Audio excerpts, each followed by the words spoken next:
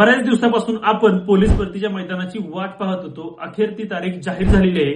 Police भरतीची मैदानी चाचणी आहे ती 11 फेब्रुवारी 2026 मध्ये सुरू करण्याचे प्रस्तावित आहे, असे एक परिपत्रक आलेले आहे.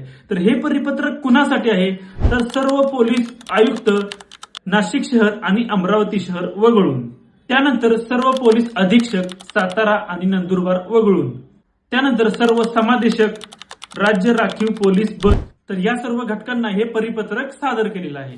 याचाच अर्थ मुंबई शहरचं सुद्धा ग्राउंड हे 11 फेब्रुवारी 2026 मध्ये सुरू होऊ शकते. तर हे पोलीस भरतीचं ग्राउंड आहे ते सुरू होणार की नाही हे बऱ्याच मुलांच्या मनामध्ये शंका असेल.